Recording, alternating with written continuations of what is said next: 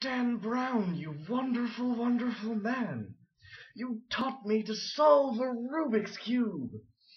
I thought it was hopeless. I thought I could never do it. For you see, my spatial skills they're astoundingly bad. Anyhow, I can now solve a Rubik's Cube, and since you asked people to do videos now of them solving Rubik's Cubes in response to your Rubik's Cube video, I'm going to do one. Because I have this new camera in my computer. Alright, let's do this. Alright, I need to concentrate. Here we go. Tuck my hair back. Alright, I'm serious. I'm serious about this. I'm going to solve this Rubik's Cube without any mistakes this time. I'm so serious, I'm tying my hair back to concentrate.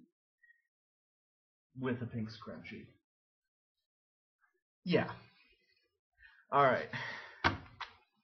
I have in my possession an official Rubik's Cube. And I'm going to solve it. Here we go. Also, I'm going to time myself while doing it. Last time I timed myself, I didn't do too well. It was, I believe, 7 minutes and 38 seconds. And the time before that was 31 minutes and something. So, I've been getting better.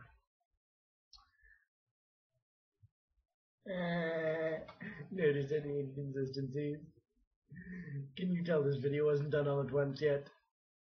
In all seriousness, though, from this point on it's all one take, so you can be sure there's no cheating.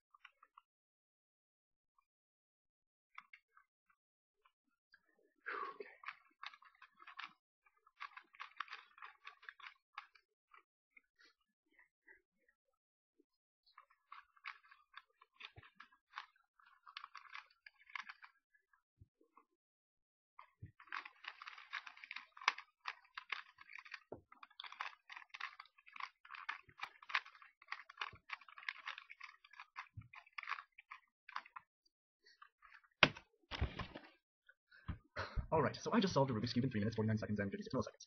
Not too good, but considering that I have the fine motor control of an ox, I think that's actually a pretty good job. I'm congratulating myself right now. I'm very proud of myself. Dan Brown, you have given me a sense of self-worth. Not that I didn't have that already. Astoundingly bad. In all seriousness, and